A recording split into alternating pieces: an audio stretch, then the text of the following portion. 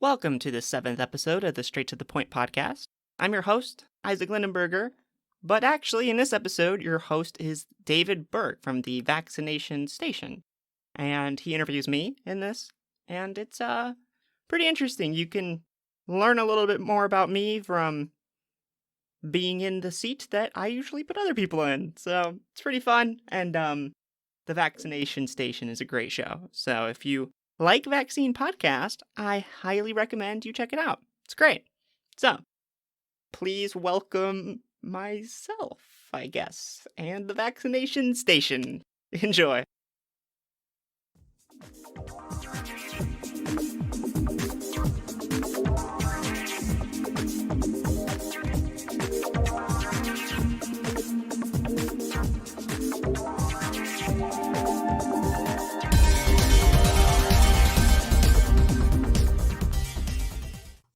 Welcome to the Vaccination Station. My name is Dave, and today I'm interviewing Isaac Lindenberger. Isaac, welcome to the show. It's great to be here, Dave. Thanks for having me. My pleasure. Isaac, let's start by getting to know you. Can you tell me 3 things about yourself that you think the audience would find interesting? Sure. Yeah, I can do that. Let's see. The first thing is I'm very interested in the therapeutic effects of psychedelics. So I'm wondering how they can cure addiction, depression, PTSD, things along those lines. So I find that to be really fascinating. Number 2, I used to be an anarchist. Actually, I used to be quite the conspiracy theorist up until I was in my own conspiracy. And from the inside looking out, that really changed things. So that's much different now. So that's pretty interesting. And a third thing, I am in school to be a social psychologist, and I'm graduating this semester. So once I finish up with all this homework and assignments, I will be in the clear for grad school. And I can't wait because undergrad can be stressful. That is really cool and really fascinating. Thanks, Isaac. I don't know if you're familiar with the work of Alan Watts. He was Yes. Oh, great. Because I understand he experimented somewhat with psychedelics and with marijuana, and he wrote quite extensively on his experiences and his theories surrounding the influence of chemical substances, and also on psychotherapy, I believe, as well. Timothy Leary, I think, was another one who might be worth investigating if you want to learn more about that. Timothy Leary, I'm pretty sure, also experimented considerably, and he was quite a countercultural icon as well. Still is, I believe. Yes, he was kicked out of Harvard for his studies because they weren't very rigorous. He would kind of give LSD to anyone who walked in his office. And Wow. you can imagine how that goes at an official institution. It doesn't last long. Oh, man. Can you imagine what would happen if he tried that today? That is just insane. The lawsuits alone would be unimaginable. And it didn't even go well for him in the 60s. So If you're doing stuff with drugs that makes people worried in the 60s, you know you got to be doing something pretty wrong. yeah, it did not go over well with him. Alan Watts was less edgy, less controversial. And he's very inspiring. I like the way he can communicate science in a way that people find intuitive, I guess. Alan He Watts communicates is science in a way that isn't depressing. Watts is definitely the thinking man's psychedelic experimenter, and he has done a lot of reading on Buddhism and Taoism as well, and I think he's folded some of those ideas into his larger worldview. So he's quite an eclectic thinker, and he was quite ahead of his time too, even for the 60s. Yeah, I would agree with that. I really like the way he frames like our place in the universe. It's kind of like Max Tegmark. It's like the universe doesn't give meaning to you, we give meaning to the universe. And I think framing that the right way can be helpful for people. So yeah, that's cool. I like those kinds of philosophers and thinkers. They don't have much to do with vaccination, but they're awesome nonetheless. I'm sure they probably don't even have a position on that. Okay, so let's get to your story and your background. What can you tell me about the family background in which you were raised? Because I understand you were not raised in a pro-vax family. Yeah, it was more a vaccine. Like, my mom definitely wasn't pro-vax. My dad didn't really care. He was kind of whatever my mom said. She knew what she was talking about. At least it seemed to him. But other than not really getting vaccinated myself, I had a few when I was born. I was the last one. She stopped after me. I never really heard much about vaccination, although I do think that even though I didn't grow up necessarily anti-vax, I think some of the attitudes my parents had towards other domains of like religion, attitudes towards science in general, especially towards the medical community. Like my mom was never really big on going to the doctor. She was more home remedy. We're going to do stuff ourselves. And those are the attitudes that really affected our development, I think, in a more tangible way, since vaccines weren't brought up all too often, other than when Ethan got his. So I think those attitudes affected my perceptions of the world and maybe were part of the reason why I was initially an anarchist when I was younger. I was more sketched out by pretty much anything the government did because we were so self-sufficient and never really reliant on outside organizations for the stuff we did as a family, and I could see those conservative attitudes in my parents as well. The government really shouldn't do anything for you. It just should do stuff for itself, I guess. I don't really understand the attitudes too much, but yeah, I think that's probably what affected me the most. And so when everything happened with my brother, I was really sketched out because I had been an anarchist who'd been skeptical of the government, and I see all this stuff happening with the media and the Senate with my brother, and I was more on my mom's side, I think, not because she was anti-vaccine, but because of that general skepticism that she had instilled and my family had instilled growing up. So I think that kind of explains why I was kind of on the other end of this conversation when I was first introduced to it. I can understand the distrust of government, which is pretty much a baseline aspect of the American psyche. But the government isn't the only institution that supports vaccines. What about scientists? What about doctors, the people who are actually qualified to deliver these vaccines, the people who develop them and the people who test them? Were those people ever considered trustworthy or not? And if so, what was the reason? That is a great question, and I actually have a argument I make based off of this point. So, like you said, it's not just the government when it comes to vaccines. And when I first came out as more pro-vaccine, I have had a community of anarchists and libertarians and people who don't trust the government in my social group. They were my friends, and they were who I talked to on a regular basis. And so they immediately were telling me, "Oh, you just trust the government. You just trust the government. That's why you like vaccines now," even though I've had a pretty clear reputation of not trusting the government. And so this was actually one of my arguments. The government and medicine are not one institution. Um, and one example I use is actually psychedelics. The government wants to illegalize psychedelic drugs, despite their proven efficacy at curing dangerous diseases and opening one's mind. And they have literally no toxicology profile. It's like virtually impossible to overdose on them. So unless you're like eating them like Skittles or something, but still, it's still going to be pretty hard. So science and government are separate here. Scientists say psychedelics should be legal. Government says, no, they shouldn't. And so medicine and science are sometimes at odds with the government. So they can't just be in bed with each other all the time. There are many instances where they're in opposition. And so this is one of the points I made to kind of defend myself from my friends who are still holding my previous attitudes. And I thought it was a good argument. They would just be like, "Oh, well, You think just because of psychedelics, vaccines are fine? Like they totally strawmanned my argument, but that's I think you're right. I think that is a proper way of looking at it. Honestly, my skepticism in government in general has decreased as well.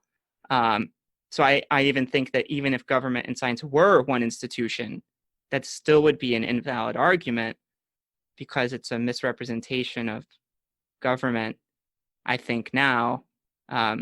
But it's kind of a separate argument. So, what about your parents then? What were their views on science in general and vaccine science in particular? Let's focus on your mother because she seems to have been the driving force behind this. Where did she get her information? What prompted her skepticism of vaccine? I think books. My brother said Facebook at the court hearing, but I think it was, I mean, Facebook wasn't really around in 2000. So I think it was books that she read. And well, here's something interesting. I learned this recently myself. My mom had this friend, her name was Colleen. And this friend had, my grandma was telling me, she was never anti-vax before meeting this friend.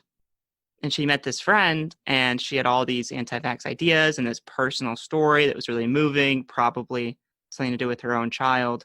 And so I just learned, actually, it was not Facebook or maybe not even books, but it was this friend my mom met. And that does make sense when we think about the things that influence us most in life. A personal connection with someone we trust who has an attitude that we don't agree with is pretty likely to influence you in some ways. And I think that's what happened with my mom. But here's an example of her thinking going well. And this is an example of what supports her worldview and why she maintains it, I think. There was a time when my younger brother, Noah, who was maybe 8 or 9, about a decade ago, and he had warts on his foot. And they were pretty bad. And the hospital said that he needed to have surgery to get them removed. And he would have been in a wheelchair for a few weeks, crutches. It would have been very painful, all this stuff. I was like, no, I'm going to do my own research. She found this nutrition drink called Goyin that boosts your immune system or something and gave it to him for a few weeks, and his warts went away. Now, this could have been coincidence. When people try to find alternative remedies to problems, even if they hadn't found anything, often those problems are already on their way to healing themselves.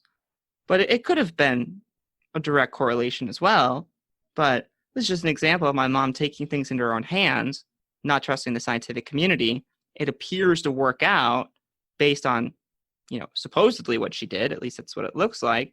And so, oh, look, taking things into my own hands instead of just trusting the scientists and doctors worked well for me here. Now, I don't know how well that's going to work with cancer treatment, but if you see what I mean, but that's one of the ways I think that worldview is reinforced.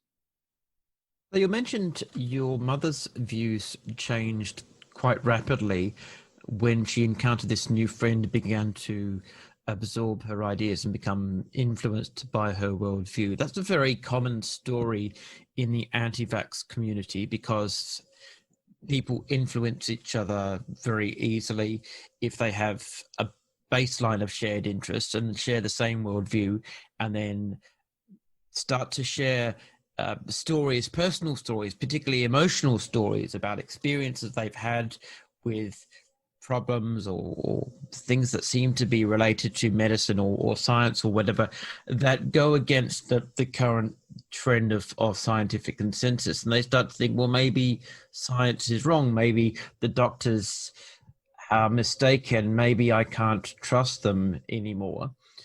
And social media, of course, has amplified this massively. But it does have a significant weakness, which is that these stories are 99% of the time purely anecdotal, and anecdotes are not data. What kind of mentality is it that leads people to conclude that an unsubstantiated anecdote is more convincing than years of scientific research, which has proven again and again? How does that change in thinking occur, do you think? I think it has to do with specific in-groups and the way that they communicate certain messages. So with my mom, for example, um, she literally has said, it doesn't matter what the science says. It doesn't. Most people who are against vaccines won't say this. They use science to their advantage, which is normally pseudoscience, but regardless, they know science is a good thing to argumentatively have on your side, regardless. In terms of the actual way people think about this personally and not how they express their opinions online, um, this is a good representation. She said, doesn't matter what the science says, doesn't matter what any of the data says. All of these parents know their children, and they know their children best, better than anyone else does. And if it happened on the same day, there's no way it was a chance. We got to listen to these parents and listen to these mothers. So it's in-group prioritization of certain information, and it's a trusting of mothers in particular. Now, when those mothers are previously anti-vax and now pro-vax, those trusting mothers' opinion seems to go away, which is somewhat ironic. And it's also ironic for the people against vaccines that do support science, are quotation marks there. They say, well, we want the gold standard of research, the double-blind placebo study. We want the gold standard. All this emphasis on the gold standard, then they proceed to use the weakest form of scientific evidence, which is anecdotes. So that's not gold standard at all. It's kind of a total, it just doesn't make any sense, but pointing out that cognitive dissonance is difficult. So yeah, I think it has to do with the in-group. I think it has to do with this idea of trusting mothers. And I think that, well, that's one of the problems when you have physicians who don't take parents' vaccines concerns seriously and kind of brush them aside, like, oh, just get vaccinated, whatever, it's good for you. Don't really listen. Those people are going to be more prone to influence by the Wakefield types who say, you know your child best, and they have that empathetic approach. They're going to reach out to them there. So that's why physicians and doctors need to be as empathetic as possible when it comes to addressing these views. That way they don't run to the other camp who knows what to say and appeal to that mindset. You've raised a number of excellent points there. The issue of doctors appearing not to give parents enough credibility or enough time to express their concerns, and then once they've expressed them, not actually seeming to care about their concerns or have the time or the inclination to listen to them. That is definitely a problem. That is definitely an issue. Parents want to be listened to. They want to feel that they've been heard and understood. And they want a response to what they've said that goes beyond, don't worry about it, it's all taken care of, this is not an issue. They want reasons, they want answers. That's perfectly reasonable. So there's definitely an issue there where sometimes doctors are their own worst enemy. They are too dismissive because they think, I'm just being confident and trying to be reassuring here. But in fact, they're unconsciously talking over the parent and dismissing concerns rather than addressing them directly and explaining why those concerns are unfounded. But there's also the problem that the anti-vax community rests largely on its treasure trove of anecdotes, of testimonials, of stories. And this is all highly emotional. This is an appeal to emotion, and it's intended to be that way, of course, because that will galvanize a response in other parents, particularly mothers, as you've said. And they use this double standard where they want everyone to believe the stories of the anti-vax mothers, but not the pro-vax mothers, which is a classic example of anti-vax hypocrisy. But what would you say then to a mother who said to you, how can all of these parents be wrong? Do you think they are lying? Are you accusing all these mothers of lying about their children? What would you say to them?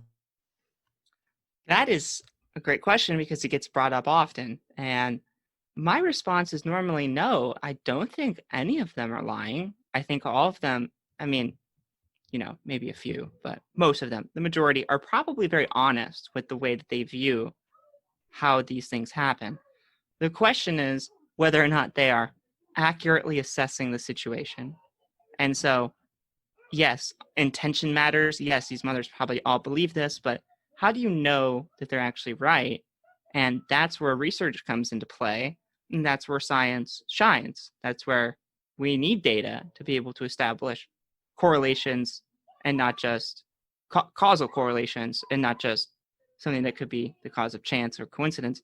And I try to emphasize, so sometimes I'll make the point that think about how many vaccines are administered daily and yearly basis. You got millions of vaccines administered a year, and those are all administered at a similar time. So mathematically speaking, some of those administrations have to coincide with adverse events that aren't related to the vaccine. Some of them have to. And then I'll go further and I'll admit, and some of them could be caused by the vaccine. There are adverse reactions. They are just very rare. And I think when you have a language of vaccines are never harmful, they're 100% safe and effective, I think you turn parents off because they see that there's some wiggle room in terms of honesty. And when you express, yes, there are some risks, but the risks are way more extreme, like magnitudes more extreme by not vaccinating, then you display some real honesty. You show them that you are understanding where they're coming from, and you can demonstrate why these parents are still honest, even though they might not be right. Yeah, I think that's a very good way to put it. We can say that certainly the overwhelming majority of parents with some kind of tragic anecdotal testimonial, the overwhelming majority will not be lying. They'll be giving their perception of what happened, and they'll be sincere in their belief, but they will be mistaken about the correlation, the causation, and the relationship between the vaccine and the perceived event. And you're also right to say that it's wrong for people to say, oh, well, don't worry about vaccines, they're 100% safe, 100% effective, blah, blah, blah. That kind of language is not helpful because it's completely inaccurate. The way I like to put it is vaccines are safe and effective, and adverse events are so infrequent and so minor as to be statistically negligible, because that really is the case. The possibility of having even a regular adverse event as a result of vaccination is extraordinarily low, and the possibility of having a seriously problematic reaction is incredibly low, so much lower than the risks of a severe reaction or problematic reaction or life-threatening reaction to a vaccine preventable disease. So the statistics simply are not in the anti-vaxxers' favor. They overwhelmingly support the safety of vaccination. Did you ever see your mother, or did your mother ever encourage you to look at the scientific side? Did she ever attempt to say, well, here is an argument used by scientists in favor of vaccination, or here is a paper I read on vaccination supporting it, and here is why it's wrong. This is why these doctors are wrong. This is how we disprove the science. Was there ever any attempt to address the science head on and refute it with science? No. There's only the science doesn't matter from my mom. Now, there are scientific arguments from other anti-vaxxers, like the baboon study, which is frequently brought up in relation to the pertussis whole cell versus acellular vaccine. And I actually just did a report on that, and it's totally a misrepresentation. Actually, it kind of shows that we really care about vaccine safety, because the whole cell vaccine caused more side effects. So we use the acellular one, which causes less side effects, although it's less effective. So we traded efficacy for safety, and that demonstrates that anti-vaxxers should like that, but they use it for their own argument. And sometimes I'll make this argument that the statistics one you just mentioned, where the side effects are very rare, but then you hear this trope, and it's that you can't sacrifice the one for the many. Even one child suffering an adverse reaction is too many out of 1 million doses. And what this is failing to understand is multiple things, but one of the first things this fails to understand is science is never about the perfect solution. All kinds of medicine have side effects. It's about the best solution given your options. What's the best thing to go with? How many people in chemo are complaining that there are side effects? I'm sure they're complaining about the side effects, don't get me wrong, but it's still worth getting the chemo. So it's also not taken into consideration, like, okay, but how many children would be sacrificed if we didn't vaccinate? And that's like more children, and so we're sacrificing them instead. It just flips the whole thing. So I think it's a really bad argument, but you'll get that in response to the statistics sometimes.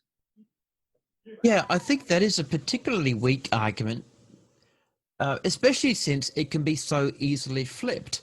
For example, if anti-vaxxers are so concerned about the 1 in a million child who might suffer a severe yet non-fatal and easily treated and swiftly resolved adverse reaction, why are they not concerned about the many, many, many millions of children who suffer agonizing reactions from vaccine preventable diseases, and the many hundreds of thousands of children who die from vaccine preventable diseases? If vaccines were killing children at the rate that vaccine preventable diseases are, can you imagine the uproar? And even though they're not, we're still getting this ridiculous outrage. So it seems to me the anti-vaxxers haven't thought this through very well, because the diseases that they like to say are largely harmless and of no real concern are literally killing hundreds of thousands of children every year.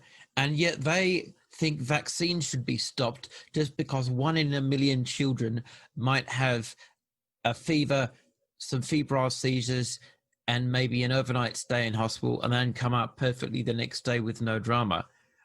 I don't see how they can fail to see the logical problem there. Yeah, it seems readily apparent. And there's this saying in psychopharmacology, if there's no side effects, there's no primary effects. And in terms of any other drug, vaccines are a million times safer. If drugs were tested like vaccines, drugs would be safer. They're tested in more children for longer periods of time. So, it is a remarkably weak argument. And the problem with anti-vax views is they're very broad.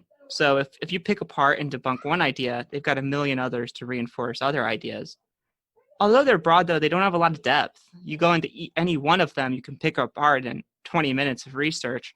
So you've got this huge, broad landscape of arguments that don't go very deep, and that kind of makes it hard to get at the entire worldview. Yeah, that's a very good point about breadth and depth. The anti-vax argument, the entire structure of their worldview is based on just a few faulty assumptions and some flawed arguments, and then the rest of it is just anecdotes and blatantly false claims that are easily disproved. You can knock down the whole house of cards very quickly by undermining the foundations, and that doesn't take long because, as you say, they're not very deep in the first place.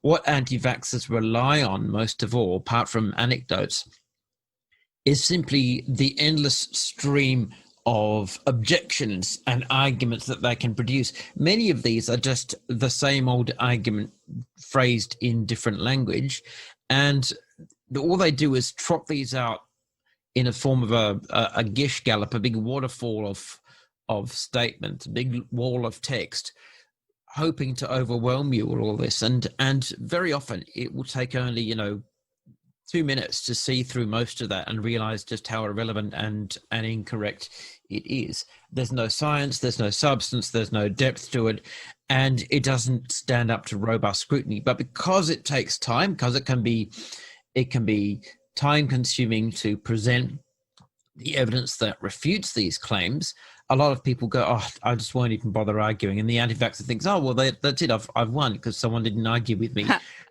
And Right. and that's just how they measure it. They don't stop to think, well, someone didn't engage with me because they've realized I'm not providing anything worth engaging with, no science or anything, or someone didn't engage with me because they saw my mind is closed and it was a complete waste of time. So anti-vaxxers like to take this as a win, where of course, like, because for them it's all about winning and it's all about shutting up the other person. And if the other person has stopped replying, they just assume that they have won. Yeah, and you can capitalize on this in two ways. The first one is you can make it clear before starting the discussion that there won't be any moving of the goalpost. And if you do that and they immediately move the goalpost to debunk their first point, then you will be able to call them out on it, since you kind of foreshadowed that happening. And you can also focus on one study in the instance of the Gish Gallop. So let's say they send you 50 studies on autism and vaccines. Ask them for the best study out of that 50. And often they won't even do it. They'll just say, read them all.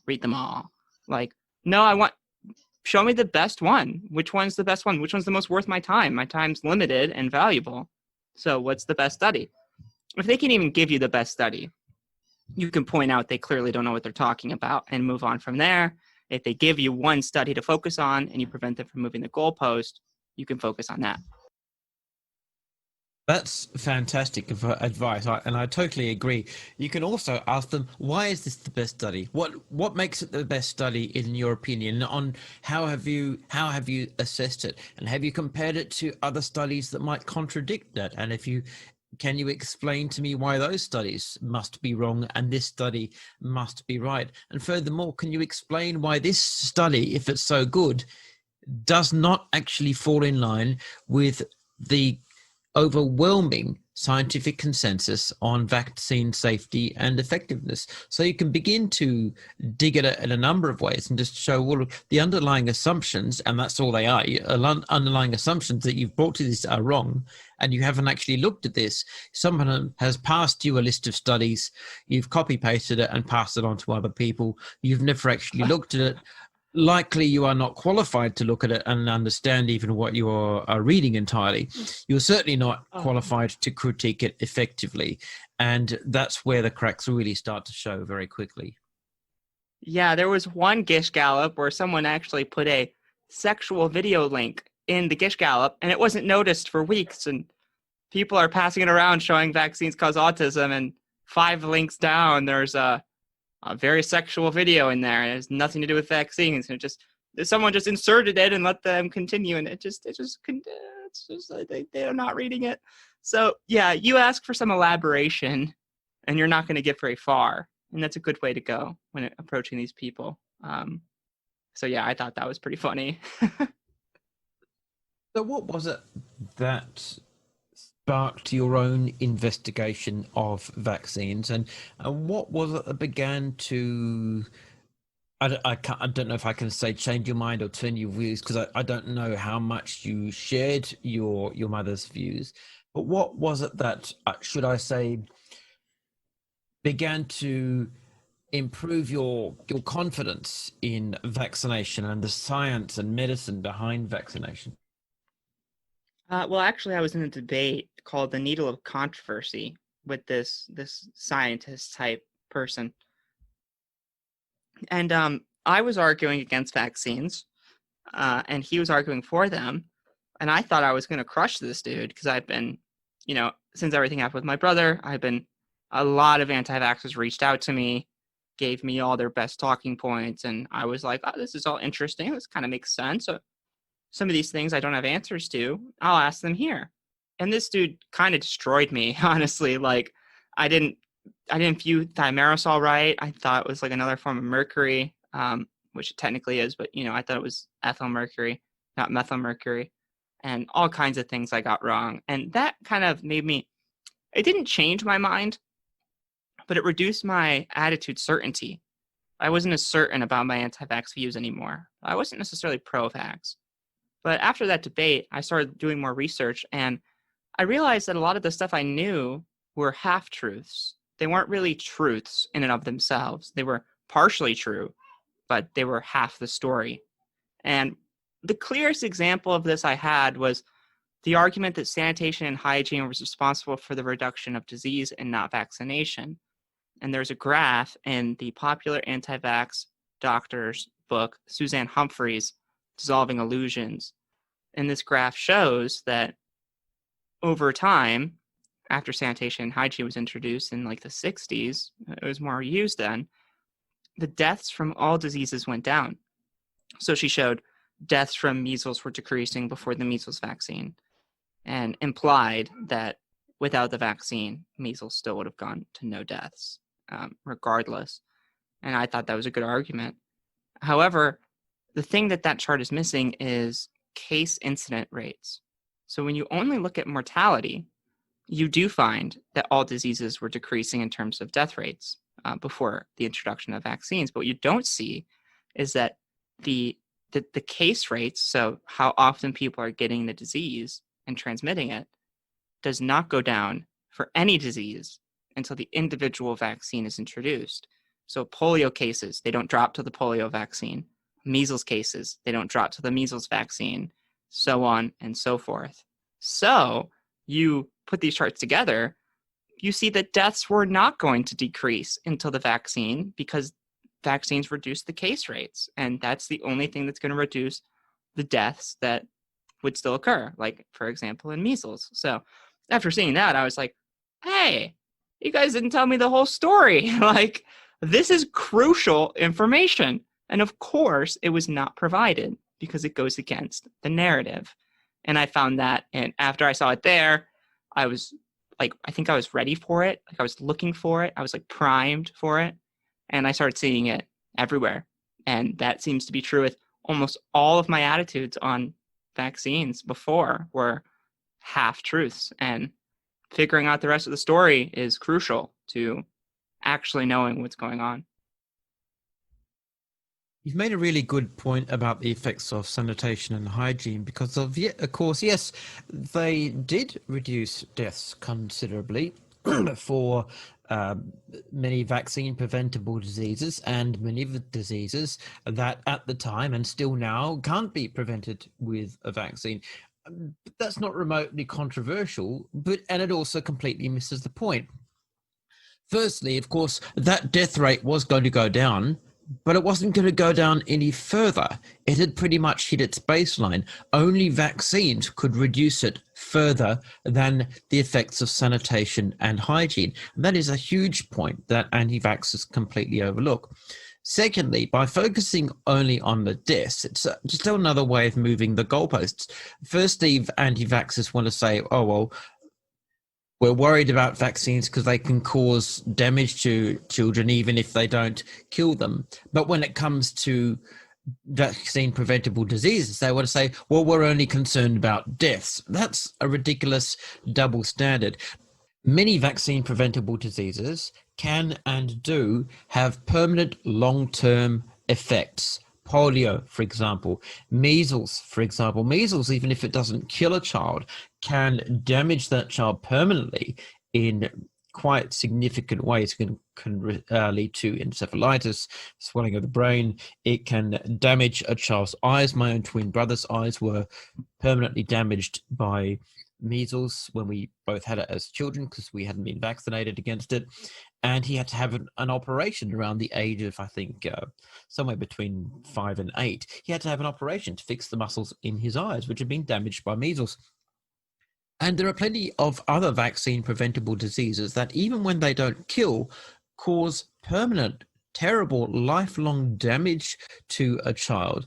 And anti-vaxxers just seem to want to brush this all away and ignore it and focus only on the deaths as if that's the most important thing.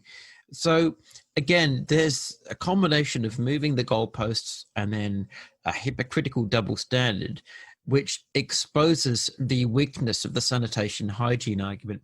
The other point too is, as you continue through history and you see more and more vaccines being introduced, the death rates and the incident rates drop even further. They drop precipitously with the introduction of each vaccine. And therefore, we can show this is not simply a case of sanitation and hygiene, because whereas the difference in sanitation and hygiene between the 1980s, when we had a measles vaccine, and the 1950s, when we didn't. Yeah, right. There's no difference, or if there is any difference, it's utterly negligible. You can't just say, oh, well, sanitation and hygiene started to address some diseases in the late 1800s, and then around 1910, sanitation and hygiene began to reduce some diseases, and then by the 1940s, sanitation and hygiene finally started to act on other diseases. It doesn't make any sense at all. Only vaccines can take credit for the massive drop in deaths and incidence rate. And that is an argument that anti-vaxxers will never be able to refute, because the facts are literally there, written in history and in the science and medical textbooks. Yeah, I like that argument as well, because when you can appeal to history, you're not just appealing to science. And so you can appeal to a broad range of informational sources that support your argument. And it makes it hard. Like, okay, so science is wrong, history is wrong, every country is wrong, but you're right. Like, it makes it a stronger point because you're not just using one source of evidence. And I thought that was funny that you brought up, yeah, only vaccine side effects matter. Disease side effects, oh, those aren't important. But vaccine side effects, which are even a million times more rare, those matter. Like, why? There's no real reason for it other than it supports the narrative. How did your mother respond when you began to turn towards vaccines? And did this coincide with your brother's change to, or I don't know if it was a change for him, but did it coincide with your brother's move to a stronger pro-vax position? How did your mother respond to that? Well, it wasn't great. It's funny because anti-vaxxers will tell you to do your own research, but when you do and you're pro-vax, you should just listen to them. And so it didn't become do your own research. It switched to you should trust your mother. Your mom's been caring about you for so long. Your mom must be so disappointed in you. That became the new argument. And so what happened to doing your own research and coming to your own conclusions, which actually doing your own research, I kind of have questions about too, because, if you're diagnosed with cancer, are you going to do your own research, or are you going to figure out what the experts in that field think you should do? I guess it depends on who you are. But yeah, it wasn't favorable. My mom made a big post saying I was contributing to the death of children and all that stuff. But, it was just a Facebook post. In person, she was more relaxed about it. She really just cares that, I don't know. I guess she just cares more that we get along well. And I don't try to push my thoughts down her throat. And I still listen to her. And like, she'll be talking to me and I'll really hear her out, and I won't be interrupting her. I'll just really hear what she has to say. And I think the maintenance of our relationship has reduced any negative association she might have with that new position. So it wasn't great at first, but she got over it pretty much, thankfully. So yeah, I think that's pretty much how it worked with her. But in relation to do your own research, like I was saying, I think you should defer to expert consensus rather than do your own research on everything, because there's a lot of stuff and you can't research everything. And if you're not trained to research it, why do you trust your own judgment? As some people will say, intuition, but you realize how often intuition goes astray. You should probably stop using it as a baseline for truth. And that's easy. That's pretty easy to do. Yeah, I mean, you can look at the history of humanity, and for most of the time that humans have lived on this planet, we've had just our basic intelligence, our whatever remnants of instinct we might still have left over kicking around in our genes, and whatever it is that we define as intuition. And for most of that history, life has been extraordinarily difficult for humans. It was only when we began to develop science and science-based medicine and evidence-based medicine that we really began to improve our situation. And you can track the explosion in human population growth and the reduction of disease and the development of technology very easily by marking the points at which major scientific and medical breakthroughs were achieved. And all of a sudden, the standard of living shoots up, the life expectancy shoots up, the average health of the community shoots up.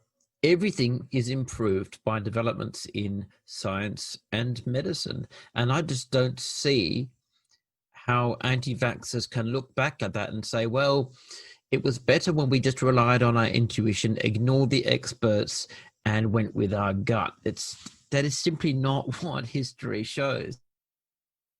Yeah, there's a lot of misconceptions of history in that movement, which is part of why, you've got such a broad scope, but you've got no depth on the individual arguments. So there's this argument that, infant mortality has increased since the development of science and like lifespan, and they'll use the obesity argument. Oh, we're a lot more obese now, but like standard of living has so dramatically improved that this is just delusional. Lifespan and quality of life has improved so much that you're just not viewing reality like it is. You're in an illusion, and I think that's what this gets down to, the core of it. Because it's not really about intelligence. I've met a lot of anti-vaxxers. They're very smart, very scientific, kind of, quasi-scientific maybe, but it's not really about how smart you are. I don't think.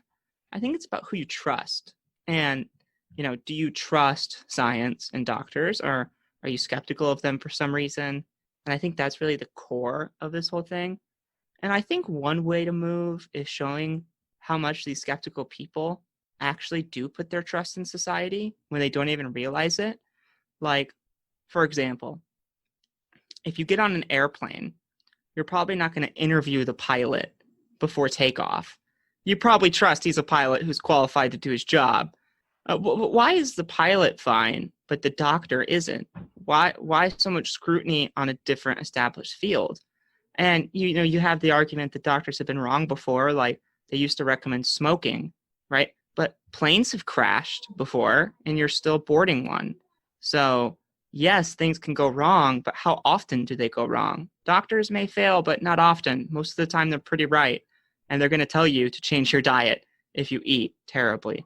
So I think that's one point to show they actually do trust in society more than they might think. They're not as skeptical as they might think. It's just where that skepticism is mainly found. That's an excellent point, because it touches on what I believe is a core issue in all of this, and that is that people's approach to vaccines and science and medicine in general is largely affected by the way they view the world and the tools that they use to interpret the world. It's strongly influenced and shaped by the way they acquire knowledge and the way they put together those ideas to form knowledge. And the technical term for this is epistemology, the theory of knowledge. So depending on how you structure information and form it into knowledge and how you view the world, that's going to have a very strong effect on your conclusions. And it can, if your epistemology is seriously flawed, it can lead you to draw very wrong conclusions from what is otherwise a reliable set of data, because you're not interpreting them correctly.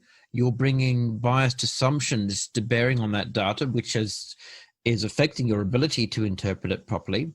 And then you're simply shaping the resulting ideas to suit a preconceived worldview, rather than allowing the data and the objective conclusions from that data to shape your worldview, which is the way it should be. You did bring up the point about doctors recommending smoking, and yeah, that is a very common one I hear from anti-vaxxers. Of course, if you look back through history and you look at the excellent books that have been written on this issue, what you will find is that there were only two groups of doctors who ever recommended smoking. Firstly, those who were paid to do so. Cigarette companies unloaded a huge amount of cash to literally bribe doctors to recommend certain brands of cigarette. That's why doctors always recommended a specific brand. They didn't say, oh yes, in general, smoking is good for you. It was always, well, I smoke such and such menthols and you should too, kind of thing. Secondly, there are the other doctors who recommended them were not doctors at all. They were fake doctors. They were actors in advertising. And this too is well documented. So firstly, there was only a very tiny percentage of genuine doctors who ever actually recommended smoking, and that is because they had been paid substantial amounts of money to do so by particular brands. And then secondly, all the other apparent doctors who were recommending smoking in advertisements were actors and not doctors at all. And they were simply used to create the illusion of a broader medical consensus. As early as the 1930s, people knew that smoking had serious effects, negative effects on human health, and by the 40s connections were being made with cancer. So no one can say, oh well, this was the medical consensus at the time. It was not the medical consensus. It was never the medical consensus.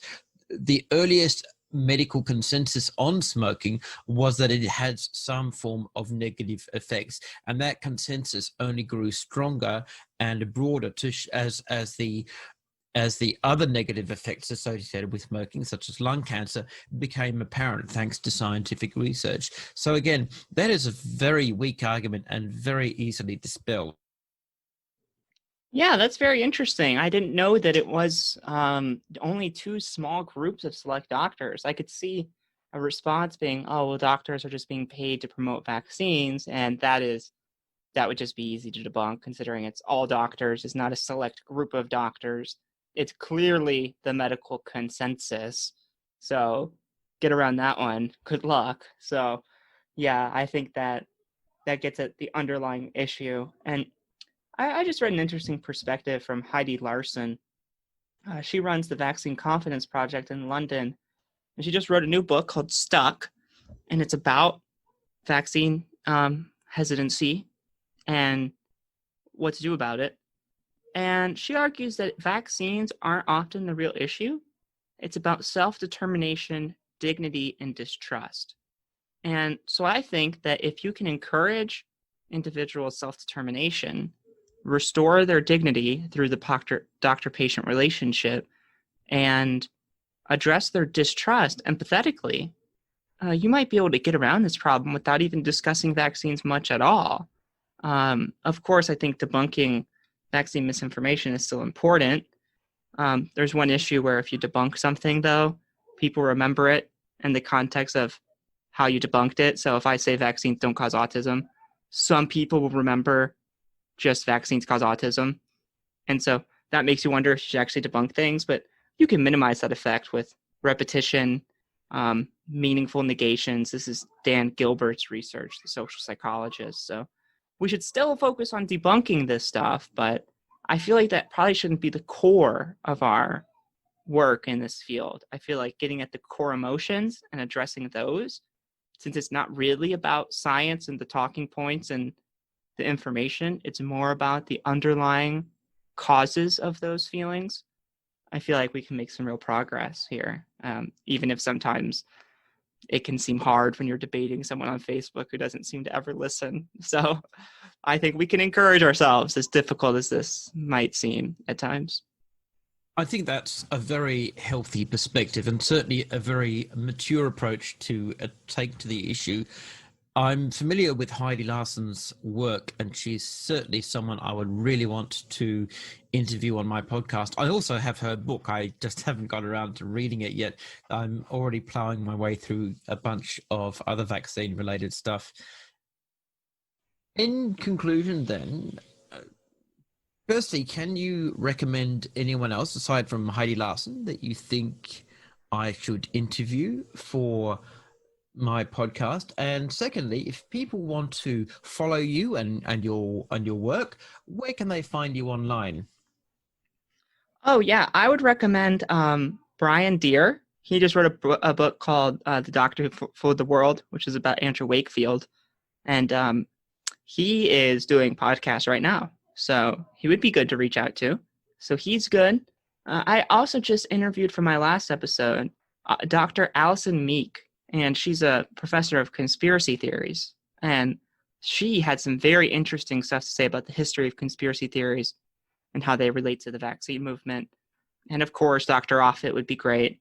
He does interviews all the time. He's one of the easiest people to interview, and he maybe shouldn't be because his time is very valuable. But yeah, I would recommend those three for now.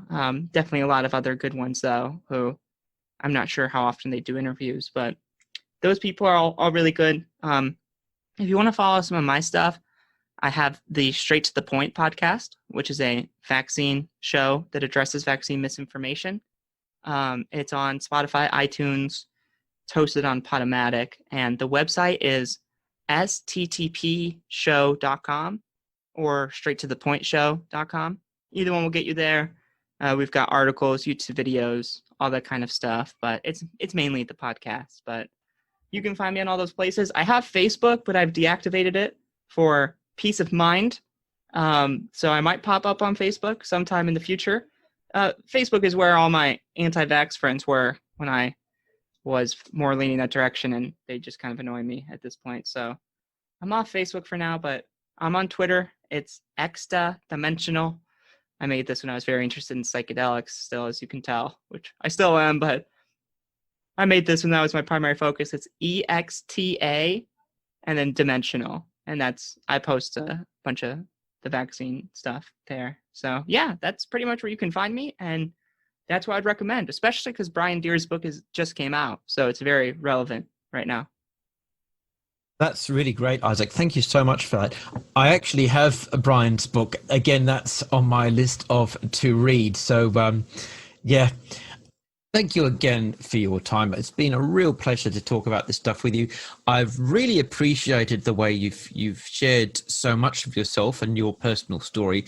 And I really hope that you can keep going on and making a difference in the vaccine space and promoting vaccine safety and helping to dispel vaccine myths, because that is definitely something the world needs today more than ever. So thank you very much again, Isaac.